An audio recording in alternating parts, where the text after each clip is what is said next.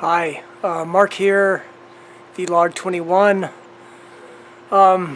So, update on Jeffrey Martin's Finder's course that helps people pop themselves into what Jeffrey calls persistent, non-symbolic experience, and what other people call enlightenment.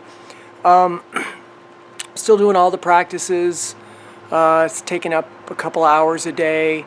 And, you know, I can tell that I haven't transitioned, but I'm having some realizations that I think are important and I didn't realize before. So I guess when Jeffrey Martin talks about non-symbolic experience, what I realize is that that's how humans interact with the world, through symbols. Words primarily are actually the substitute for the feeling. I noticed this when I began meditating and I was told to watch the sensations of my breath.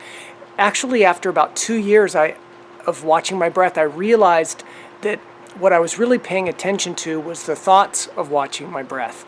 And then my practice deepened. I was actually paying attention to sensations that I thought were my breath. Excuse me. And now I'm realizing that the sensations are paradoxically both there and not there at the same time. And now if you're not a meditator, there's two ways that we perceive something. One is called initial perception, and that's the symbol that we use for things. And the second is called acquired perception, and that's actually sensing the thing without an intervening symbol in the way. And now I'm starting to grok that that's what enlightenment is like being fully awake to experience with no intervening symbols. Now, I am not there yet, but I'm thinking I'm starting to understand what this is, and so that's thrown me into a lot of philosophizing, which is taking me farther away. You know, I'm thinking about it, so more symbols, less actually naked perception.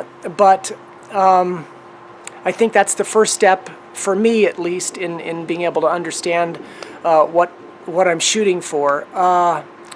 What else can I tell you? I am generally feeling more resilient. I'm still under a lot of stress with work and, finances, but I am feeling much more positive and resilient.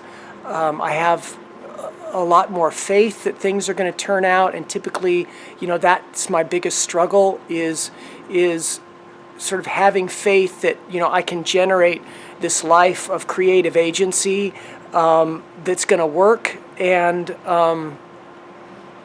now all of a sudden, and I'm not saying I'm fear-free. By no means am I fear-free, but it's taken itself down a couple of notches, and so I'm noticing that as a benefit too. And sleeping is transitioning to being like I talked about last time, like when I'm lying awake and previously wishing I were sleeping, there's a lot more deep equanimity and just complete interest in watching mind and sensations. Like I think that's when I'm most close to that sort of enlightened state, because I'm just awake to the experience without wanting anything, which is really interesting. So anyway, those are my thoughts. Let's interact. Contact me, leave a comment on these, and share them if you like them. I'd appreciate that. All right. I will be talking to you again, if not tomorrow, soon thereafter. All right. Thanks for watching. Bye.